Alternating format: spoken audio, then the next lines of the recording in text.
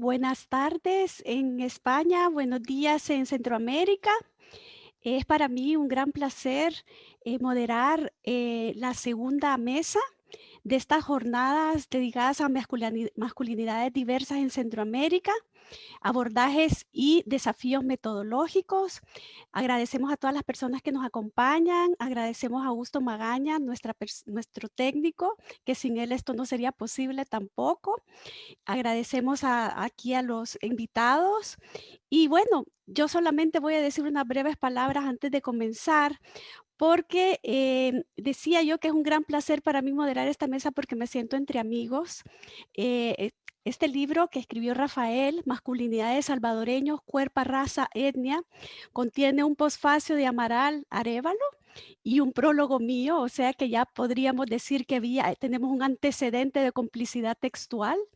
Y en el caso de Sergio, pues lo conozco desde hace varios años ya, porque ambos somos miembros de la Red Europea de Investigaciones sobre Centroamérica y que con él tenemos un sueño todavía en suspenso, que es traducir al español su libro, ¿verdad?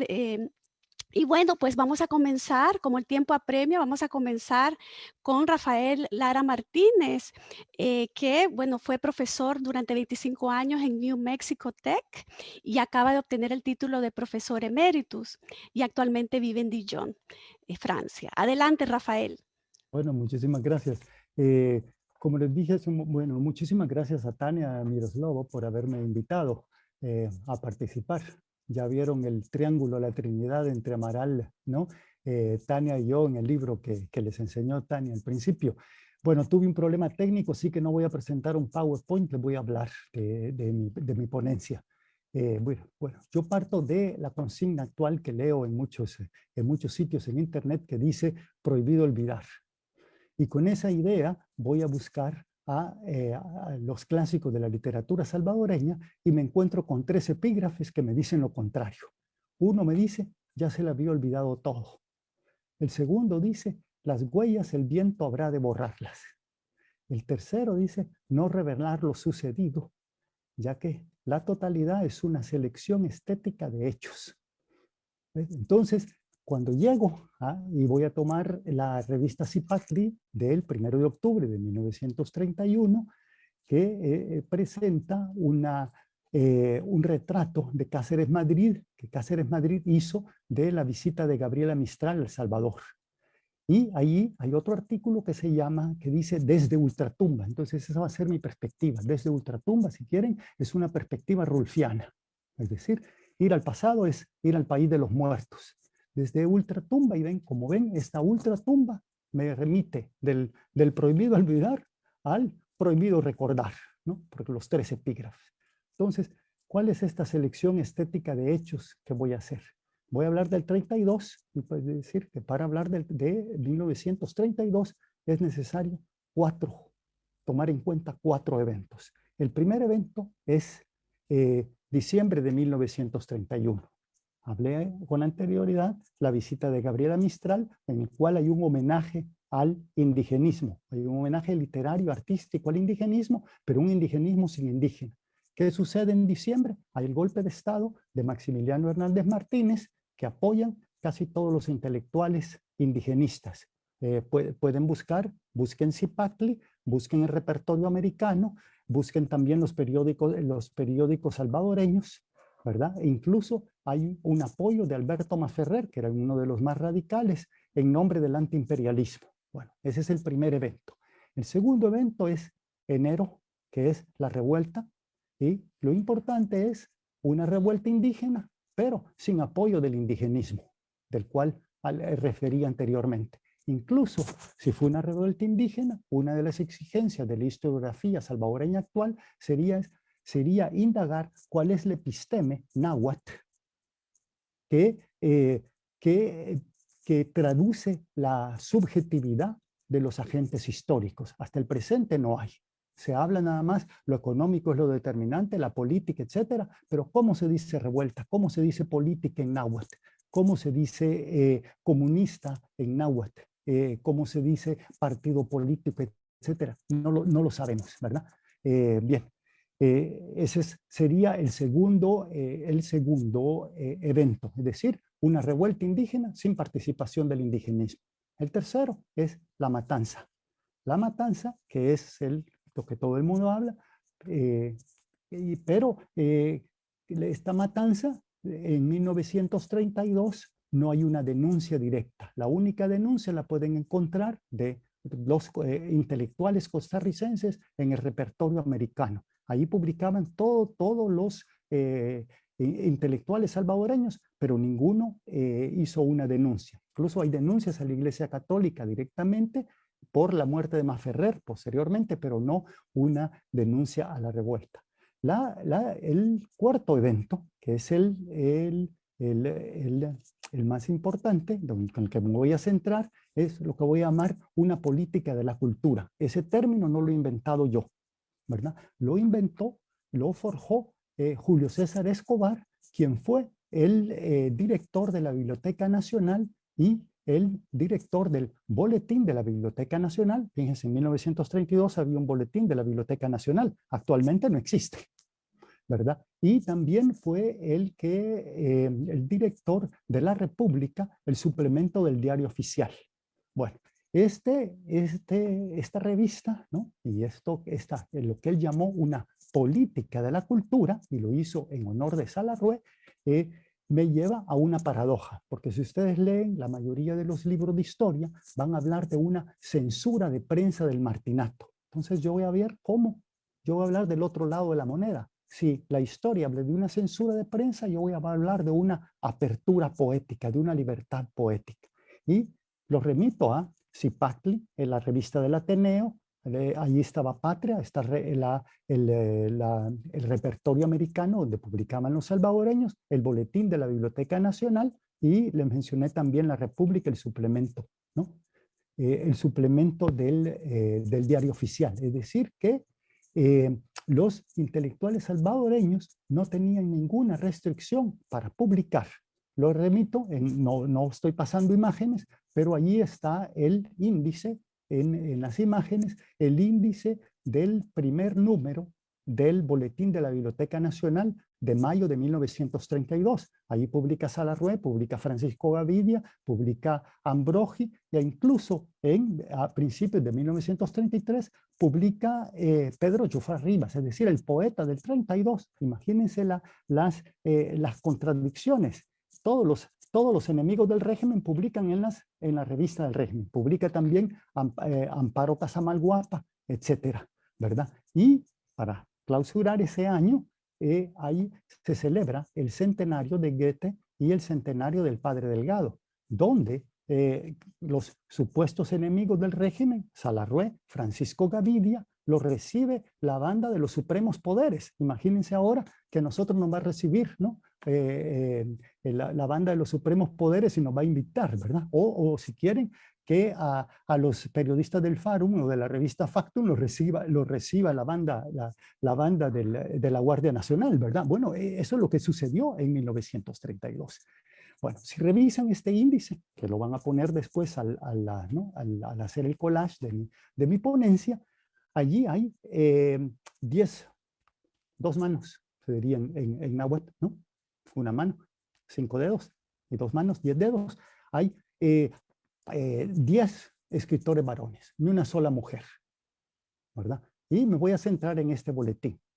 Pero este boletín nos plantea ya una paradoja, porque la actualidad hace una acusación de Martínez, pero por el otro lado hay una alabanza de toda lo que se llama la política de la cultura, es decir, el indigenismo en pintura y el indigenismo en literatura. Simplemente no se citan las fuentes primarias. Es decir, y segundo, nos plantea otra paradoja, que es cuando hablamos del 32 ahora. El 32 no sucede en 1932. Entonces hay una disonancia de la que planteé al inicio entre el prohibido olvidar y el prohibido recordar, ¿verdad? Bueno, entonces yo me centro, porque hay cuestiones de tiempo, en 3 escritos, que esto ya entró en la masculinidad. El primero, que está en esa revista, en el boletín, ¿no? Aunque se publicó anteriormente, es Agar, o La venganza de la esclava, de Francisco Gavidia. Nada más le doy una cita muy corta.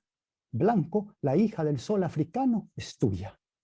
Es decir, ese cuento nos plantea una disparidad entre administrador español, porque Gavidia proyecta en lo que sería el derecho de pernada, que voy a hablar un poco más en detalle en el segundo, lo proyecta hacia el pasado. Un administrador español, un hombre blanco, que se inicia sexualmente gracias a los servicios sexuales de una mujer negra esclava. Y así él puede llegar a casarse. Es casi como un ritual de iniciación. Yo como hombre blanco tengo que iniciarme, ¿no?, sexualmente con una de mis sirvientas para poder después ejercer mi trabajo, así como un deportista o como un bien pianista, para ejercer mi trabajo de marido, ¿verdad? El segundo relato se llama Otra más, de Suárez Fiallos. Roberto Suárez Fiallos es un autor menos conocido, pero él lo plantea, lo que Gavidia remite al pasado, Suárez Fiallos lo plantea en el presente. Es una hacienda de café, y el café, la cereza del café es roja, que remite a la sangre, pero esa sangre es doble. La sangre del hombre que bulle, hierve de deseo, y como dije, mi ritual de iniciación como joven para ser adulto es o ir a un burdel o iniciarme, ejercer el derecho de pernada en la propiedad de mi padre. Entonces nos plantea ¿qué es la hacienda? Haciendas de café que se crean no en 1932, para mí la fecha clave sería 1882, la ley de extinción de ejidos, cuando hay también un auge de un canon literario y artístico monolingüe, porque siempre se le echa la culpa a Martínez de haber eliminado el náhuatl, pero ¿dónde están los textos en lenguas indígenas desde 1882 hasta 1931? Por el momento nadie los ha publicado. Ni siquiera Gavidia, el gran indigenista que venía de San Miguel, transcribió un solo mito en lengua lenca. No hay ningún texto. Es decir, se crea un castellanocentrismo más fuerte en El Salvador que en España, ¿verdad? Bueno, entonces nos plantea que esa es la hacienda, pero la hacienda no es solo una unidad de producción, como dice la historia económica social, sino para mí es una unidad de reproducción, es decir, por las indígenas y mestizas, trabajadoras, campesinas, tenían la obligación de ofrecer servicios sexuales a los hijos al hacendado y a los hijos de los hacendados. Y ese como dije anteriormente, ese rito de iniciación era una manera de pasar de joven a adulto antes del matrimonio. Y eso es lo que plantea este breve relato. Lo remito también que las dos primeras novelas sobre el 32, El oso ruso de Alemán Bolaños y Ola roja de Machón Vilanova, las dos, las personajes principales son dos mujeres que han sufrido el derecho de pernada. Recuerdo que el concepto de acoso sexual se creó en los años 70 y ni siquiera ha permeado en la mentalidad de ciertas regiones en El Salvador, ni siquiera en Centroamérica. Entonces, con esto descubro también un término náhuatl que es Ixtaca Kunet, que literalmente lo puedo traducir como el hijo del secreto o el hijo oculto, es decir, el hijo ilegítimo. Entonces, ese hijo ilegítimo es semejante a estos archivos nacionales que se han vuelto, que el siglo XXI, no Martínez, ¿no? Censura para hablar únicamente de la cuestión económica sin hablar de la sexualidad. El último relato, y ya casi estoy llegando a la hora, es uno de Salarrué que se llama Remotando el Uluán. Si ustedes leen casi toda la obra de Salarrué, siempre lo toman como un texto ficticio, una fantasía. Pero ¿cuál es la fantasía más grande del hombre blanco para ascender espiritualmente? El que una mujer negra desnuda, es decir, entre al cuarto. Eso es una fantasía, la sexualidad es una fantasía. Entonces, este texto nos remite también a esa dinámica de la cual hablé al inicio, del recuerdo y el olvido. Siempre vamos, el hombre blanco, la espiritualidad del hombre blanco, la teosofía de Salarrué, es la del recuerdo. ¿Cuál es el olvido? La mujer negra, el cuerpo sexuado de la mujer negra, de Ñarda. Y en esa misma novela, el único hombre que muere es el que no logró el que se disputaba con Salarrué, el cuerpo sexuado de esa mujer. Al final, si yo no logro la sexualidad de una mujer, yo fracaso como hombre, dejo de ser hombre, es decir, muero. Bueno, con eso, como ya casi estoy terminando, termino con una conclusión. Ahora se habla de el 32 como una cicatriz de la memoria. Yo te voy a decir que la cicatriz de la memoria está en el siglo XXI, está en el 2021. ¿Cuál es el problema? Miren, actualmente en El Salvador, las dualidades, es decir, ese día y la noche del cual hablé, ¿no? Anteriormente, hay un arraigo en la lengua náhuatl, pero a la vez las migraciones. Nos vamos a arraigar en lo indígena, pero un tercio de la población vive en el exilio. Por otra parte, queremos hablar de la memoria, pero no queremos recuperar los archivos nacionales. Es más fácil encontrar los archivos en la Universidad de Costa Rica o en Estados Unidos que en la Biblioteca Nacional de El Salvador. Entonces, hay una memoria sin archivo. Luego, hay otro problema que es la democracia sin debate. ¿Cuándo? En los mismos textos de Salarrué y en los de Gavidia, solo en la ficción. Les doy una cita borgiana muy clásica. Solo en la ficción se exige que el libro tenga un contralibro, que no haya libro sin contralibro. Si alguien no me rebate, entonces no hay democracia. Y por último, pues el concepto que hablé del derecho de pernada. ¿Cómo? Que es el antecesor del concepto de acoso sexual, ¿verdad? Ven, con eso termino, muy breve, porque ya, mire, ya me pasé 2 minutos, paz y amor, ¿verdad? Bien, No se preocupe, Rafael. ok, Gracias, muchas gracias. ¿verdad? Muchas Bien, gracias. podría seguir, pero ya mejor, ya paro. Bien, sí. Pues en la discusión podemos seguir hablando sobre el tema. Bueno, ahora va a hablar Amaral Arévalo, que nos va su ponencia se titula Más allá del horizonte hay un arco iris. Una pregunta, ¿no? Masculinidad y orientación sexual en la guerra interna salvadoreña.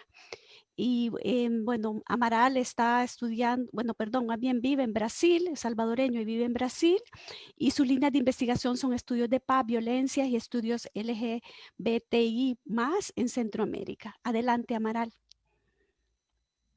Bueno, muchísimas gracias, Tania, Miroslava y Arrilmac, de manera general, por la invitación. Gracias por compartir, por ponerme a compartir en esta mesa con el doctor Rafael Lara Martínez, que como ya dijo Tania, tenemos una complicidad editorial de 2017, la cual en esta oportunidad voy a retomar algunos puntos de discusión. Y bueno, muchas gracias por estar acá. Esta presentación pienso que va a ser breve. Voy a transitar en estos puntos para que el público lo sepa, un poco de dónde parto, a qué le estoy llamando deseos proscritos, invisibilidad y homofobia en los frentes de guerra. Bueno, y en este contexto, retomando un poco de las exposiciones del día de ayer de Laura y de Mauricio, o sea, al final y al cabo, esas masculinidades revolucionarias no tienen nada de nuevo bajo el sol. Básicamente es una reproducción en algún punto, o básicamente casi todos los puntos de la masculinidad hegemónica, únicamente matizado con tintes, entre comillas, del hombre nuevo, y en donde se ejecutaron una diversidad de mecanismos de regulaciones sexuales para todos aquellos que eran disidentes de esas normas. Y por último, unas reflexiones finales. Bien, estos los puntos de partida. Lo que yo voy a hacer una exposición, análisis, parte de la novela Más allá del horizonte de Julio Leiva, publicada en el año 2002, Julio Leiva fue un excombatiente del FMLN. Su relato presenta, según Carlos Consalvi, que escribió el prólogo, tanto elementos personales y como acciones históricas al interior de la guerra interna salvadoreña entre 1980 a 1992. No me voy a detener a explicar la situación de la guerra interna del Salvador porque es algo muy extenso. Las personas que tengan interés pueden encontrar mucha literatura y fuentes sobre este evento en el país.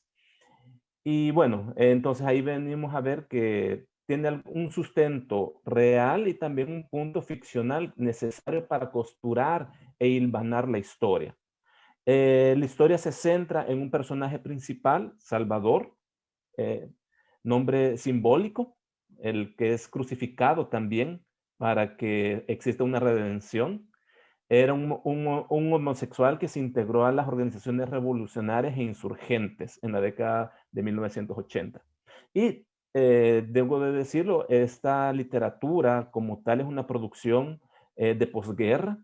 Ya en el año 2002 comienza a ver, y sobre todo a partir del año 2004, una producción más abierta, entre comillas, o mejor dicho, a fuerza de mucho trabajo, se comienzan a publicar poemarios, novelas y relatos de personas homosexuales en el país desde primera persona. Entonces, hay una apertura igual en la posguerra, diversas identidades quieren emerger, o sea, y principalmente puedo mencionar a las mujeres feministas, a personas LGTBI y en cierto punto a el recordar o tratar de recordar las identidades indígenas.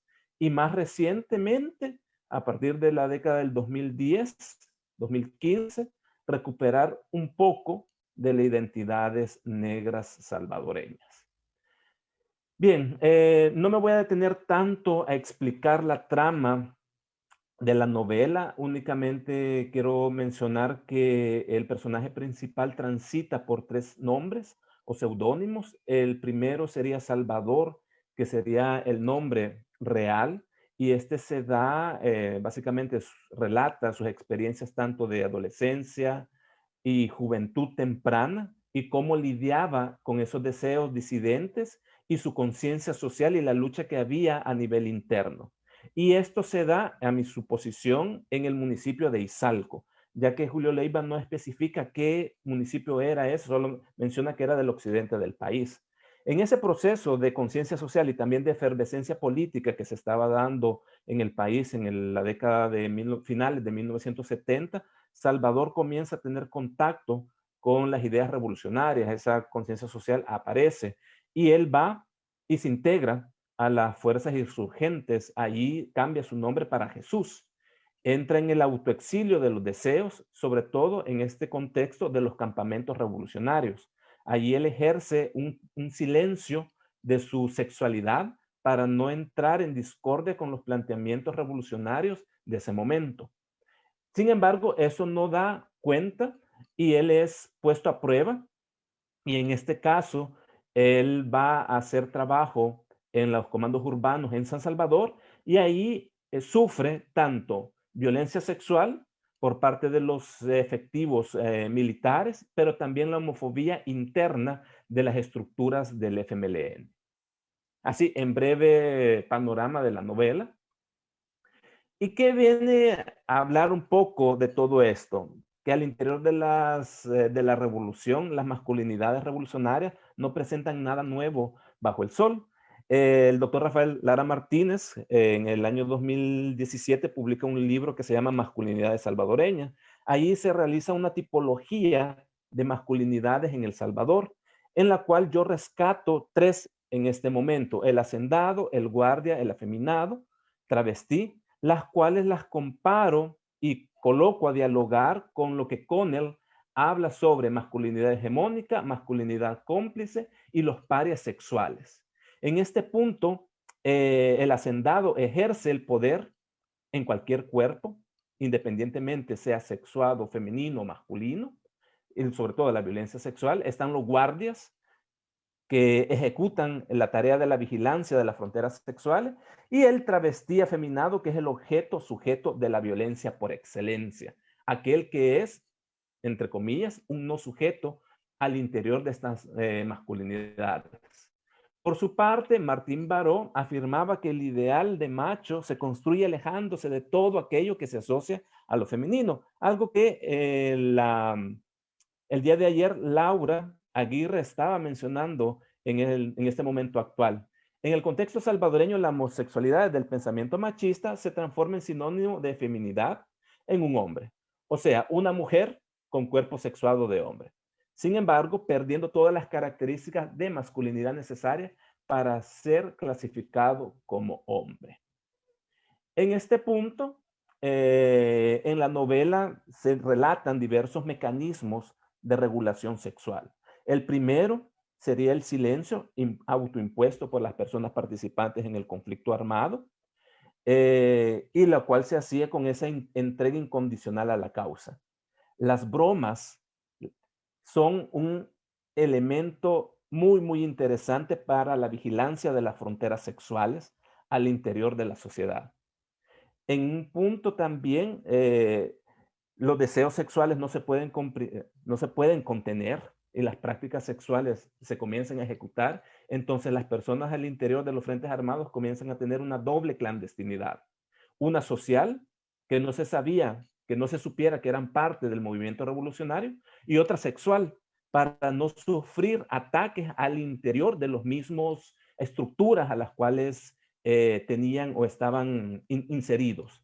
Sin embargo, cuando esta clandestinidad social y sexual, sobre todo la sexual, no se podía cumplir, venían los procesos de chantaje al interior de las estructuras armadas, generando una vulnerabilidad social que podía desembocar en una violencia sexual como un castigo a las transgresiones sexuales hechas por estos individuos, ya sean tanto hombres como mujeres.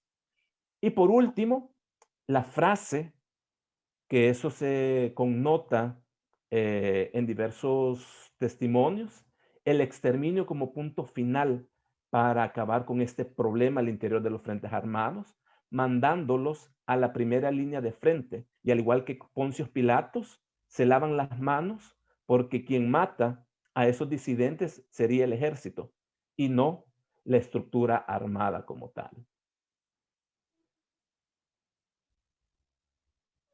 Y ya para cerrar, las personas homosexuales que participaron en los frentes armados de la guerrilla salvadoreña cuestionaron los fundamentos de la masculinidad hegemónica revolucionaria en los campos de batalla. Tuvieron que luchar con enemigos a ambos lados que, siguiendo la epistemología de la violencia construida al interior de la guerra, la forma recurrente para gestionar las disidencias sexuales y de género fue por medio del exterminio físico o social. La categoría de hombre nuevo, utilizada por la izquierda para proyectar los cambios a las estructuras políticas y económicas, no reflejaba una transformación del modelo machista hegemónico que impregnaba todas las aristas de la sociedad de ese momento. Incluso esa sociedad utópica que se deseaba alcanzar por medio de la toma del poder por las armas. Ante esta situación, Salvador, Jesús, Juan, concluyó su relato de la siguiente forma. No cabe duda que mi utopía, en este caso sexual, está más allá del horizonte del que pueden ver y soñar los revolucionarios de esta época. Así que muchas gracias por escucharme y estaría al pendiente de sus preguntas.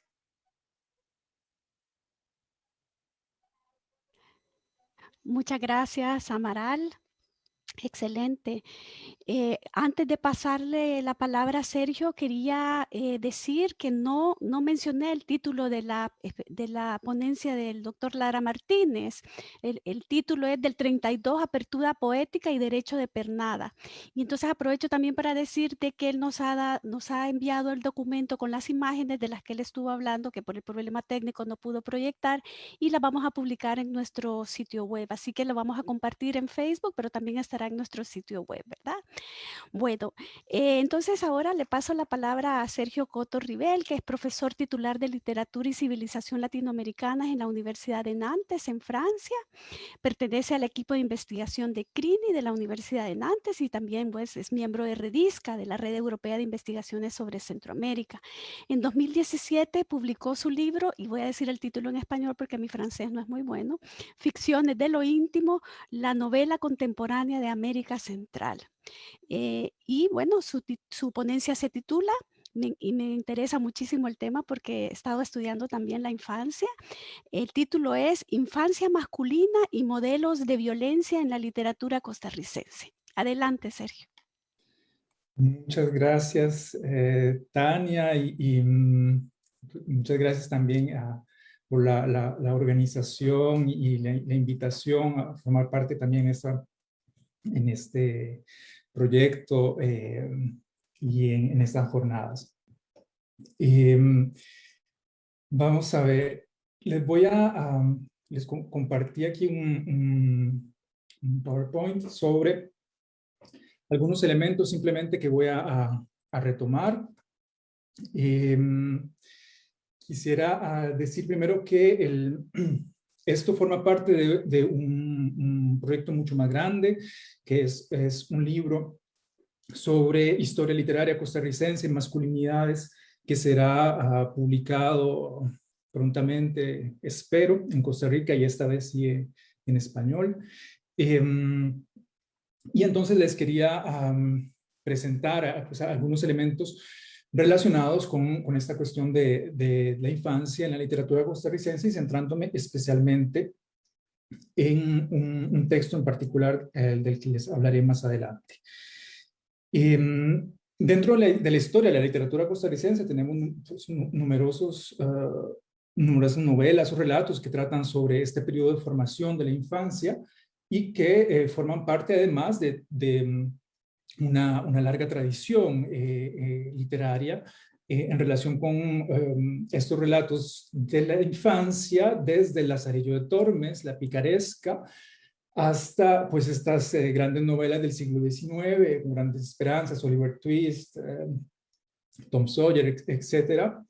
Y podemos encontrar ejemplos de algunos de estos reelaboraciones dentro de la literatura costarricense, como es el caso del Huerfanillo Jericó, de Goyo Mora, un Robinson Tico, una literatura pedagógica, y Marco Ramírez de Carlos Luis Fallas, o Mi Madrina también de Carlos Luis Fallas. Entonces, como ven, hay pues un material importante aquí en relación con el tema, y me voy a centrar en especial en la novela de Fallas, Marco Ramírez, para preguntarme precisamente cómo funciona la formación de una subjetividad de un niño que muy rápidamente es lanzado a una vida de hombre en realidad, dentro de un contexto sumamente violento. Entonces, ¿cómo funciona esa violencia?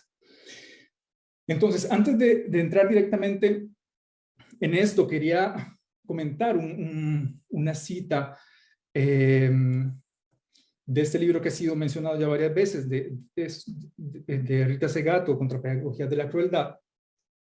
Me parece sumamente interesante la propuesta que hace. Sin embargo, me sorprende bastante unos elementos que menciona y que para mí están relacionados bastante con esta cuestión de este periodo de la formación y cómo se puede tomar o analizar esta violencia entre hombres, esta violencia sufrida por hombres. Y es la cita siguiente, dice: las mujeres hemos identificado nuestro propio sufrimiento y hablamos de él. Los hombres no han podido hacerlo. Una de las claves del cambio será hablar entre todos de la victimización de los hombres por el mandato de la masculinidad y por la nefasta estructura corporativa de la fratria masculina. Existe la violencia de género, intragénero, y la primera víctima del mandato de la masculinidad son los hombres, obligados a curvarse al pacto corporativo y obedecer a sus reglas y jerarquías desde la que ingresan a la vida en sociedad. La familia es la que prepara para esto. La iniciación a la masculinidad es un tránsito violentísimo. Lo quería mencionar precisamente porque sí estoy de acuerdo con ciertos elementos en relación con ese tránsito sumamente violento.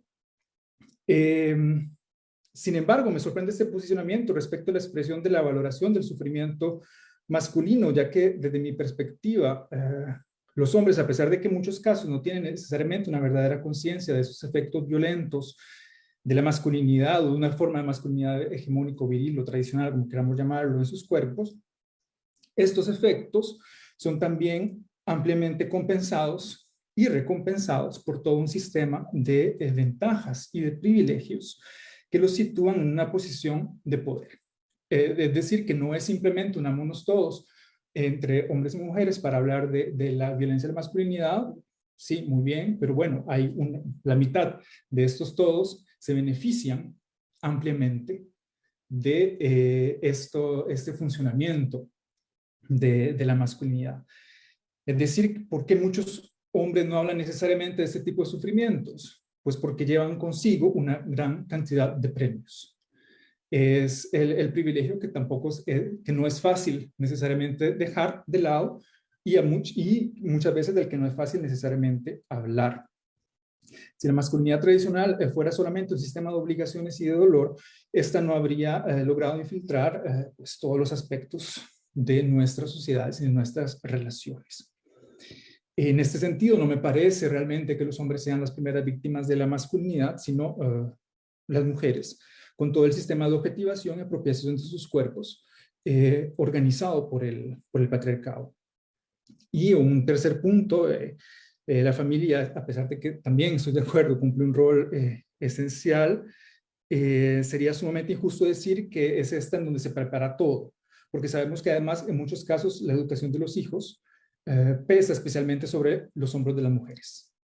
Entonces estaremos casi que suponiendo que el círculo está pues, perfectamente cerrado, serían estas las que preparan a sus propios verdugos. Entonces es lo que quería mencionar, cómo analizar este tipo de formación, y mientras que encontramos a veces en ciertos textos este tipo de generalidades que me parece necesario discutir. Voy a mencionar después algunos ejemplos en relación con esto, entonces me voy a centrar especialmente en la novela de Fallas, Marco Ramírez, en donde, para quienes no la conozcan, es un ejercicio realmente autobiográfico, donde el autor organiza toda una serie de pues, recuerdos, rememora la infancia de este personaje masculino que cuenta cómo fue su vida de niño, la vida con la familia, los amigos, y cómo este periodo esencial lo lleva hacia una formación como hombre que lo prepara además a toda una serie de, entre comillas, aventuras que son las que ya eran conocidas cuando el libro fue publicado en 1950, que es todo la cuestión relatada en Mamita Yunai. Es decir, de qué manera se prepara este hombre, cierto punto pues, revolucionario en el Caribe, todo lo que ocurre trabajando con el banano, etc. ¿Cómo ha sido leída esta novela? Eso es muy interesante porque la novela ha formado parte también de programas del Ministerio de Educación, etcétera. Y en muchos casos es vista como, especialmente esto que mencioné hace un momento, ese ejercicio de rememoración y de nostalgia de una época. Es decir, ver cómo este periodo de formación es en realidad un periodo sumamente nostálgico y que prepara al hombre a sus retos importantes.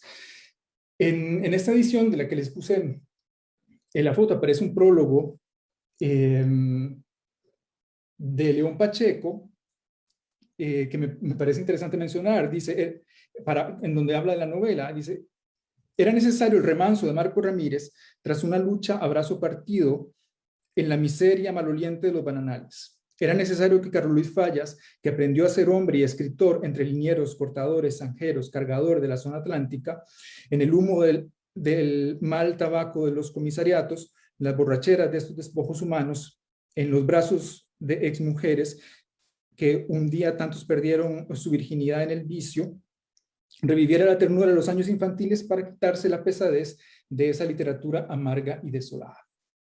Bueno, entonces, como vemos, es visto como un remanso frente a la violencia que viene después. Sin embargo, cuando leemos la novela, es de una muy sorprendente carga violenta contra el niño, ¿verdad? Que es agredido de forma constante por sus familiares, tíos y abuelos especialmente.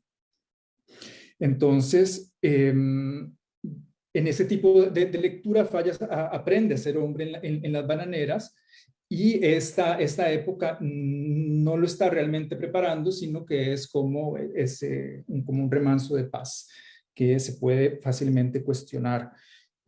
Al ver que en la novela lo que se presenta son toda una serie de órdenes, obligaciones y restricciones de género que forman parte de un tipo de masculinidad y que son infligidas en el cuerpo del niño. Entonces, lo que encontramos en el texto es cómo se va conformando ese mundo estrictamente viril, en donde son los hombres solamente los que tienen la palabra. Bueno, esto en las novelas de Fallas es también sumamente común. Mamita Yunai es eso. Son los miembros masculinos de la familia Ramírez los que tienen la palabra. La madre es completamente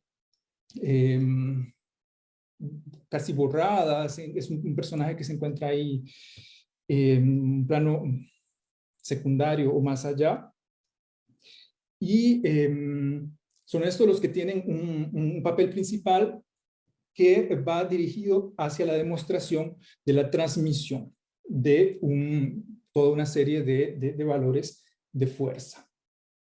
Entonces, el relato, como ven, es organizado a partir de los recuerdos del autor, ¿verdad? En esa construcción del yo por medio de travesuras infantiles, incursiones en el mundo de los adultos.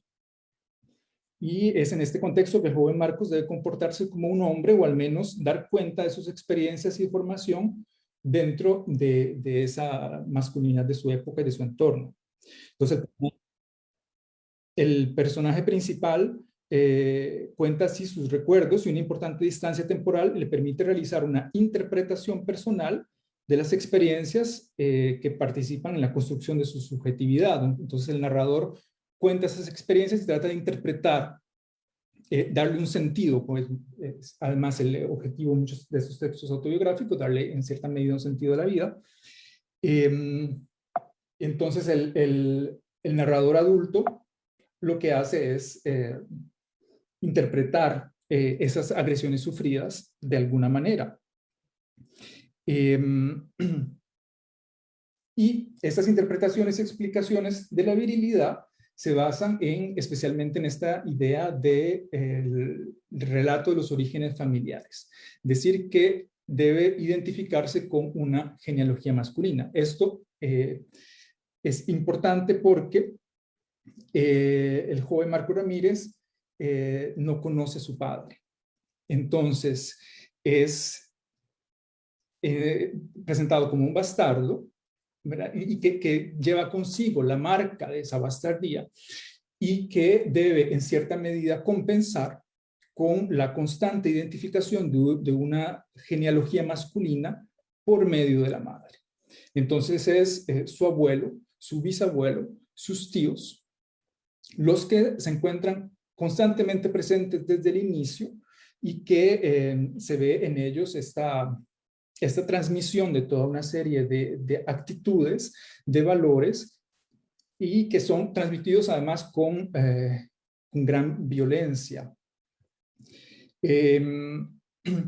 Aquí les pongo algunos ejemplos. Cuando se habla de estos hombres de Alajuela, los campesinos recios, astutos y resueltos que dejaron el barrio una leyenda de aventuras y hechos de valor, de quienes rodean al niño. También se relatan, por ejemplo, las maneras en que se castigaban. Dice, les ordenó hincarse y empuñando una varilla les deshizo a golpes en las espaldas de Pedro. Luego cogió la otra y la hizo pedazos en las de mi abuelo, y así continuó hasta que los dos hombres se desmayaron. Mi abuela y sus pequeños hijos contemplaron la terrible escena temblando, muchos de espanto.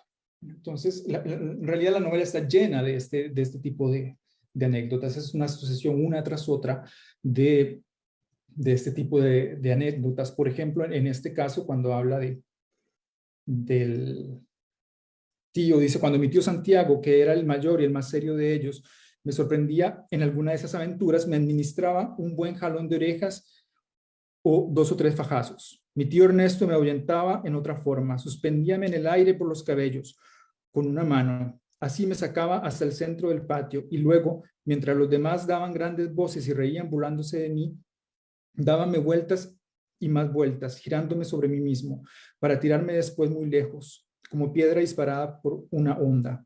Yo soportaba esas expansiones de mis tíos apretando los dientes sin llorar y sin quejarme, para demostrar que era muy valiente, y ellos aprovechaban esa vanidosa pretensión mía para divertirse. Bueno, entonces una vez más esta serie de maltratos que nunca son realmente cuestionados por la voz narrativa, sino que trata de comprender con distancia la necesidad de tales castigos y la función que cumplían para marcar el cuerpo del niño con los valores masculinos necesarios para afrontar la vida más tarde. Es esto el sentido que le va dando la voz narrativa. Y además va poco a poco demostrando que en cierta medida obtenía también ventajas de esta transmisión violenta, ya que el joven Marcos empezaba a tener una cierta fama, una cierta posición también con sus amigos, empezaba a ser visto como hombre para generar quizás miedo o respeto, etc. Es decir, que la violencia que se reproduce constantemente en el niño, él comprende el funcionamiento que tiene y las ventajas que saca de ella. Entonces, ¿cómo él se puede ir posicionando en ese sentido al ser azotado? Entonces, el joven Marcos entra así en las prácticas masculinas a través de una importante historia familiar en la que no solamente se perpetúa el orden por medio de la violencia entre hombres, sino que también este es valorado como una calidad necesaria que se debe reproducir. La subjetividad del personaje se forma en la misma lógica por medio de sus aventuras o pillerías, las cuales confirman su identidad dentro de un grupo masculino, en este caso con significado de clan familiar. En ese sentido, el niño muestra a sus amigos las marcas del castigo para satisfacer su vanidad y crearse una fama entre ellos y otros niños del barrio. Y entonces dice el narrador, dice, muy pronto conquisté fama de peleador de casta entre los muchachos de mi barrio. ¿Verdad? Entonces, como ven, hay una necesidad de identificación dentro de ese grupo masculino, en el cual se evidencia la herencia transmitida en la genealogía familiar que define a los hombres a partir de su dureza, la valentía, la fuerza, cualidades que tienen a su vez una función esencial dentro de esa construcción de una masculinidad campesina. Y también es posible observar la manera en que por medio de los recuerdos se pone de manifiesto un linaje masculino transmitido, en este caso a través de la madre, lo cual genera un conflicto con esa construcción de la masculinidad bastarda del protagonista. Entonces, como podemos ver, el lugar esencial que juegan los personajes masculinos se van confirmando dentro de la historia contada a través del recuerdo. y cobran vida en estos múltiples castigos, enfrentamientos y golpes, mientras que los personajes femeninos son figuras desdibujadas, sin profundidad y poco o casi ningún uso de la palabra realmente. Desde la perspectiva materna, su condición de madre soltera explica que su hijo sufra los abusos familiares de hombres como una forma de punición a la transgresión. Los constantes abusos son percibidos por la madre como un castigo a causa de la falta moral y por el narrador como una forma de regresar y de unirse a ese linaje familiar del abuelo. Ambas perspectivas tratan de comprender esos comportamientos masculinos excesivos y justificarlos fuera de un contexto de género. Entonces, ya para terminar, para volver al inicio de esta reflexión, quisiera señalar que ese discurso de rememoración y de construcción del yo, de la infancia del texto de Fallas, sirve para demostrar su propia formación y origen viril endurecido, que explican las acciones del joven valeroso que tiempo después se enfrentará a la violencia económica y social de las bananeras. Es decir, que la formación del yo en la violencia masculinista es valorada y justificada como un medio para alcanzar una posición de fuerza y de denuncia. En suma, para tener una voz que se levante y que guíe a los demás. En este caso, como en muchos, la violencia ejercida de hombres sobre otros hombres no implica un vano dolor, sino un medio para demostrar, justificar y mantener sus privilegios, como son la posesión del cuerpo femenino y la capacidad de expresión y de toma de la palabra. Que esto se ve muy especialmente cuando leemos Mamita Yunay, cómo son las mujeres objetivadas, especialmente mujeres indígenas y mujeres negras, de manera pues bastante, y homosexuales también. Hay fragmentos sumamente de una gran homofobia sorprendente en estos textos. Entonces, me parece que es en este sentido en el que, desde mi punto de vista, pueden ser leído este funcionamiento de la violencia infantil y narrada desde el recuerdo por el autor. Eso sería todo.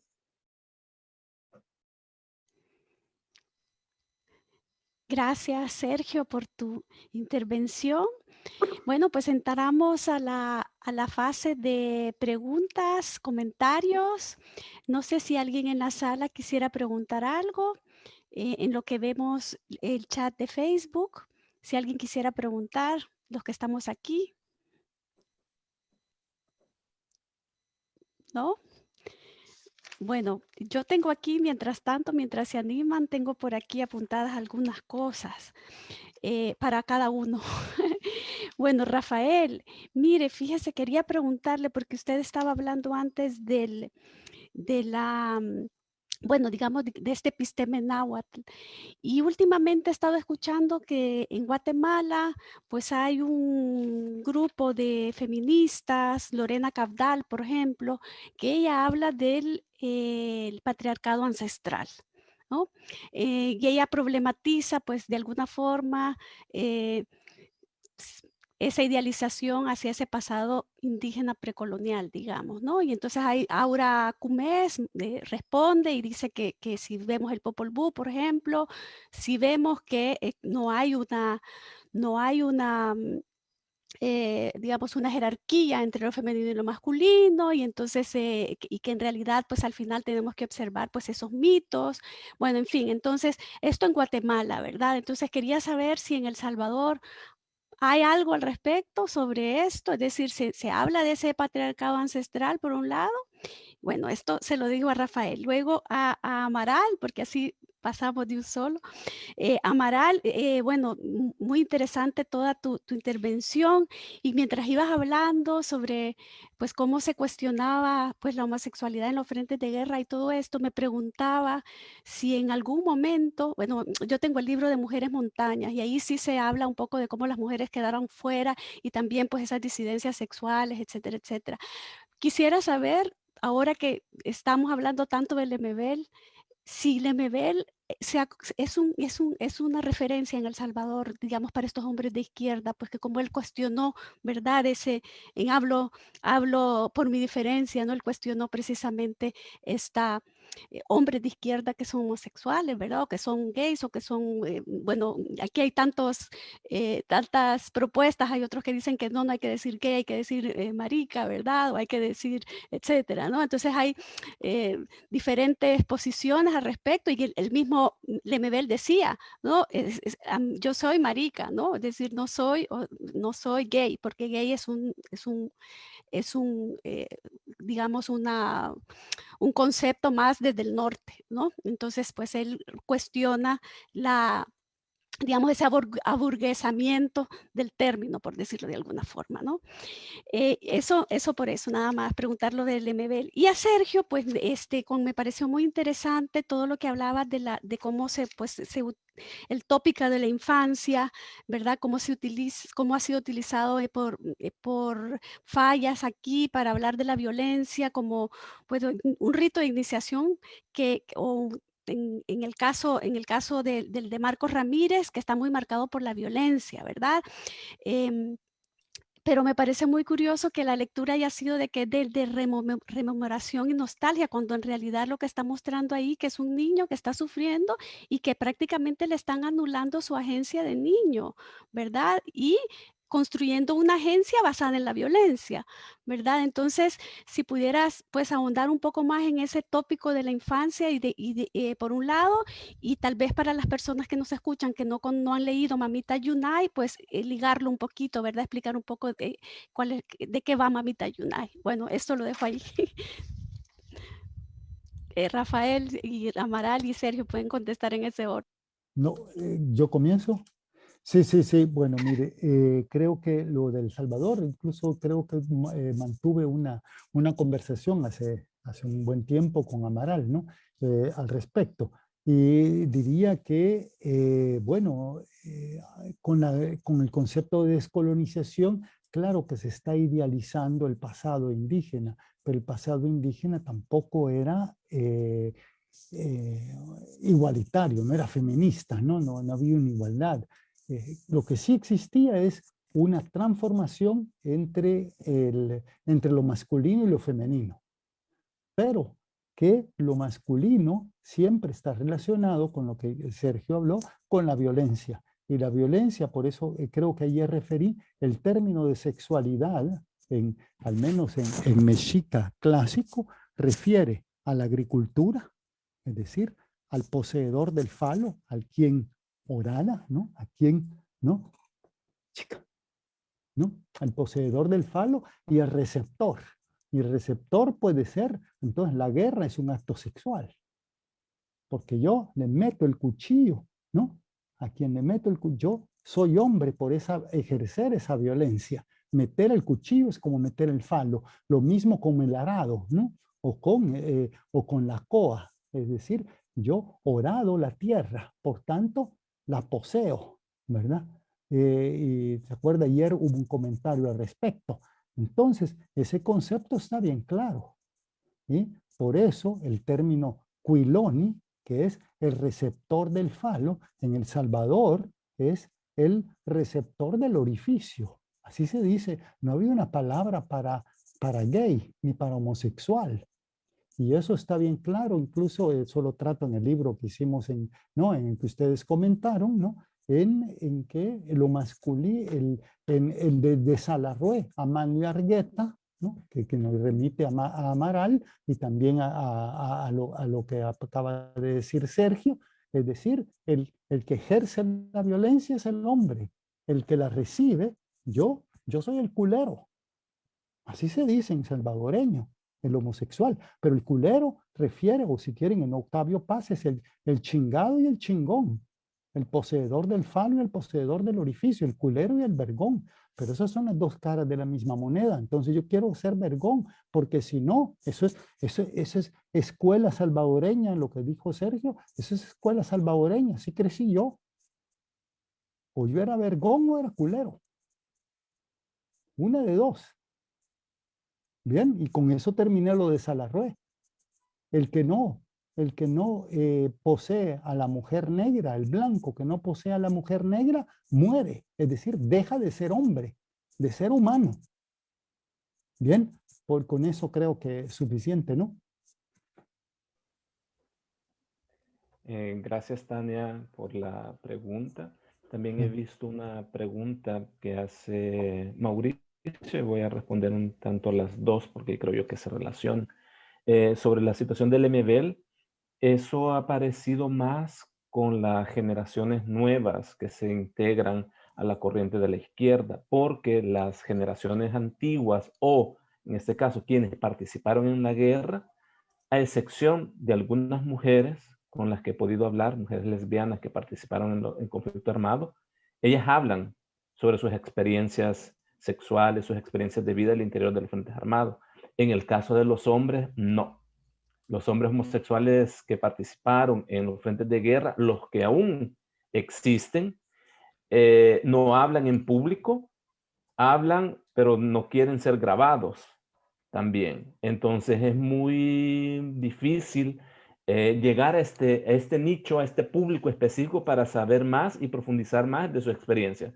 Por eso, para abordar, porque este trabajo que acabo de presentar también es parte de un libro que espero yo que se pueda publicar en este año sobre una historia de la disidencia sexual y de género en El Salvador desde 1765 al año 2020, para buscar cuestiones sobre la homosexualidad en el tiempo de la guerra, me tuve que ir a la literatura como parte de generar un relato y una narrativa para hilvanar diferentes ideas que estaban desconectadas, porque no hay una persona, o no encontré, por lo menos, o tal vez no lo logré buscar lo suficiente desde donde estaba, en la posición donde estaba, que pudiera hilvanar un relato desde la propia experiencia de pertenecer a un frente armado y también ser parte de la disidencia sexual. Ese sería como un punto. Entonces, ahí todavía hay un silencio, hay un tabú que está constantemente reforzado y las personas, hombres homosexuales que participaron en el conflicto armado, no hablan sobre esa participación en ese contexto ni nada por el estilo. De allí, agarrando la punta de la situación de gay, homosexual, maricón, afeminado, culero. Entonces, yo utilizo el concepto, por ejemplo, homosexual, no porque sea lo ideal, sino que porque es el con el que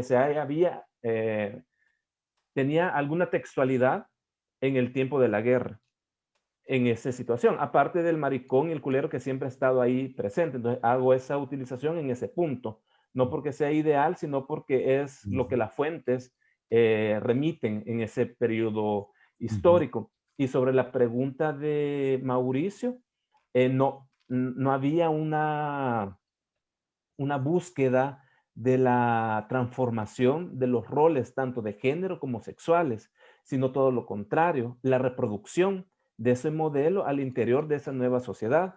Por ejemplo, en el libro que acaba de mencionar Tania sobre mujeres montaña, muestran cómo sobre la base de lo femenino, de la feminidad, se construyó la base de apoyo que mantuvo y que reprodujo la propia existencia de la guerra sobre esas mujeres. Por eso se llama mujeres montaña, porque haciendo un símil, si la montaña era el refugio de la guerrilla, las mujeres fueron quienes estuvieron en esa montaña. Entonces las mujeres se transformaron en ese refugio montaña para sostener la guerra.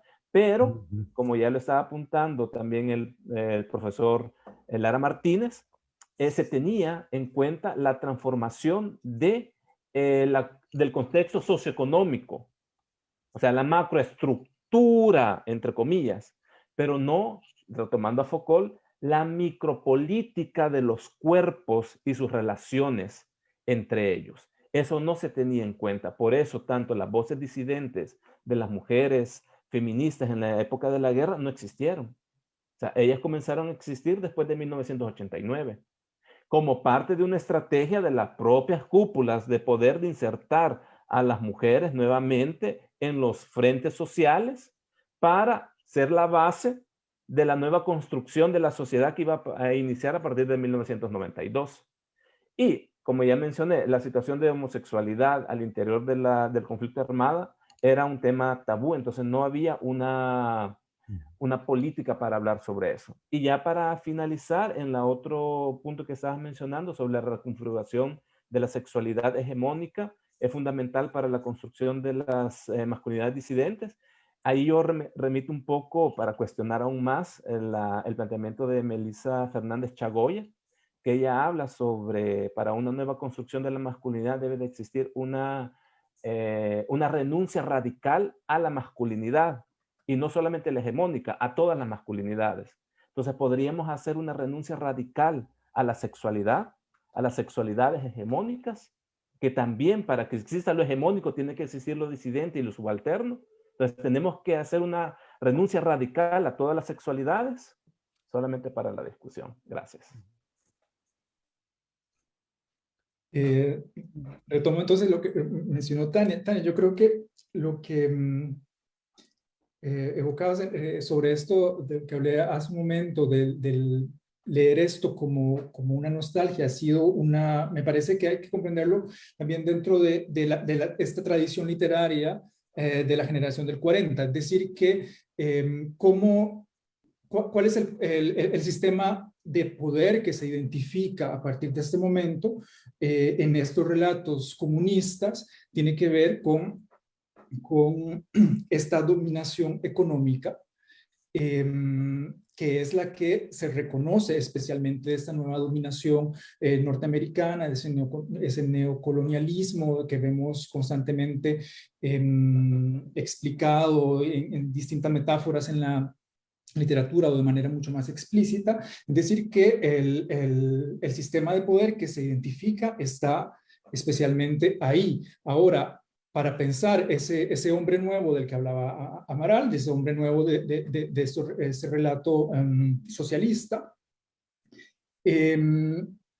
todo ese periodo de la infancia en realidad no corresponde, no puede ser comprendido dentro de esa relación de poder, que implica una violencia que puede ser pensada como negativa para el sujeto, para nada, sino que es una etapa necesaria, indispensable dentro de la formación de ese hombre nuevo también, que va hacia las posibilidades de realización de fuerza viril, de expresión. Recordemos además cómo es ese hombre nuevo del socialismo y en qué se convierte dentro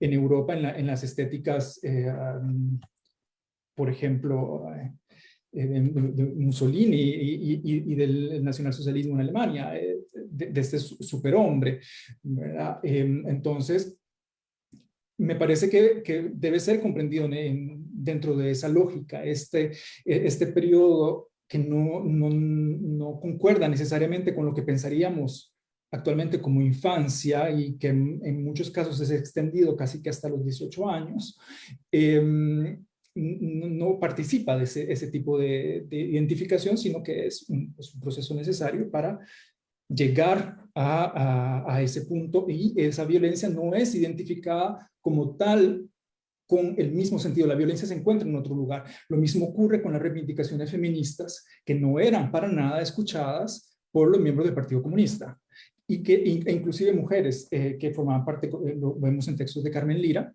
en los que decía que toda reivindicación feminista es completamente innecesaria, identificada con una reivindicación burguesa además, sino que la verdadera reivindicación es una reivindicación social, es la lucha de clases. Y que cuando la lucha de clases se haya arreglado, haya llegado al éxito, pues todas las demás se arreglarían por sí solas. Una cosa que evidentemente nunca funcionó, no funciona así, especialmente en las cuestiones de género en relación con mujeres militantes que no participaban del mismo tipo de relación o de privilegios. Entonces me parece que tiene que ver con eso. Y para cerrar con mi intervención, que quisiera hacer una rápida pregunta a Amaral también, si puedo. Porque quisiera saber por qué mencionabas que este personaje del guardia sería identificado con una masculinidad cómplice. Porque a mí me parece que esta idea de masculinidad cómplice implica una posición ya de por sí subordinada, que está en una situación de dominación y que es cómplice de ese mismo tipo de dominación, mientras que el guardia me parece que es uno de los mejores ejemplos de un aparato coercitivo de una masculinidad hegemónica, como una herramienta de ese tipo de masculinidad. En ese sentido, no sería cómplice de ella, es este tipo de funcionamiento en realidad, lo encarna. Eso es lo que no me quedó claro.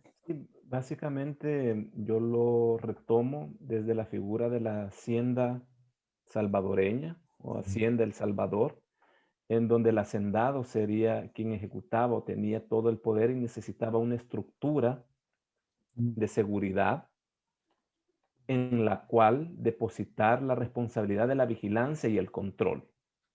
Eso se remite a la Guardia Nacional, a la Policía de Hacienda y a los otros cuerpos uniformados que han venido subsiguientemente existiendo, y ahora esa figura se refuerza más. ¿Por qué le llamo cómplice? En el sentido de que no tiene, utilizando el concepto de la debida obediencia, se alinea a las órdenes del patrón hacendado y lo ejecuta lo que hace y no cuestiona ese pensamiento. Entonces, cuando ya hace ese proceso, él se vuelve, aunque algunos puedan tener una conciencia contraria a las órdenes que tienen, pero de igual manera la ejecutan, entonces se transforman en cómplices. Más o menos por ahí es donde lo trato de hilvanar en ese concepto, aunque tal vez en la presentación, como fue un tanto rápido, no se logró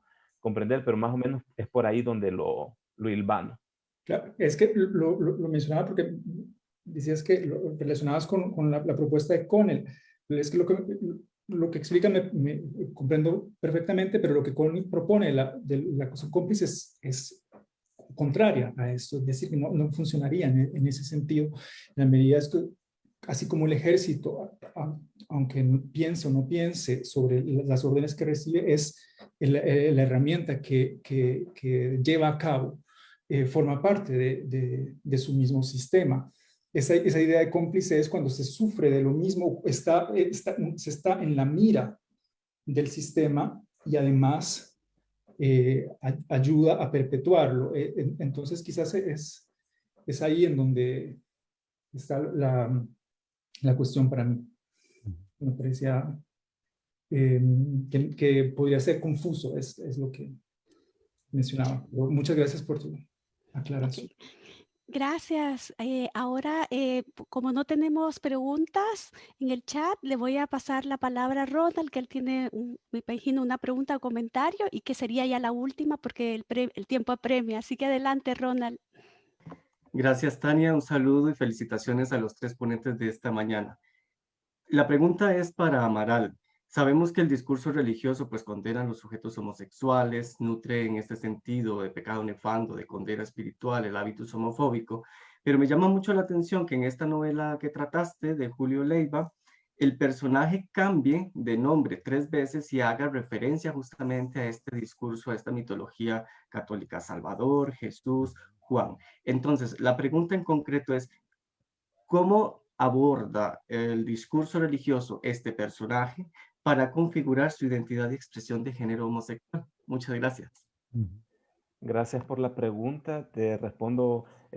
Esa situación tiene una base sobre las comités eclesiales de base, porque Salvador era parte, como muchas personas que integraron los movimientos revolucionarios en la época de la década del 70 y después del 80, pertenecían a las comunidades eclesiales de base, comenzaron a tener conciencia social al interior de las comunidades eclesiales de base, pero al interior de esas comunidades eclesiales de base, lo que acabas de mencionar, Ronald, apareció. O sea, él comenzó a tener, porque eso estamos hablando de un joven adolescente, a tener los deseos disidentes y los cuales comenzaron a chocar con la idea de todo eso del pecado, de la homosexualidad, pecado, la sodomía, pecado nefando y todo eso. Entonces ahí ya comienza a ver la primera contradicción.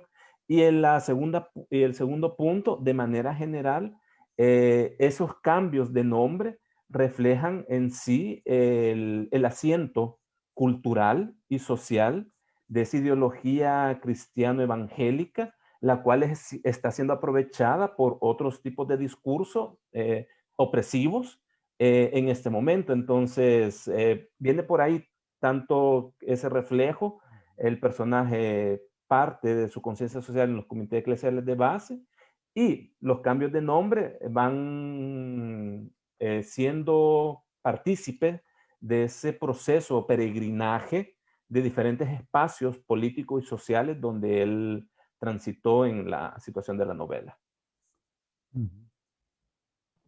Muchas gracias, Amaral. Pues lo hemos logrado, son las 15 y estamos muy bien de tiempo. Entonces, bueno, ahora vamos a tener un breve receso de 15 minutos y nos vemos nuevamente para seguir con la tercera y última mesa. Rafael, ¿quería decir algo? ¿No? No. Solo diciendo adiós. Vale. Bueno, pues entonces nos vemos en 15 minutos.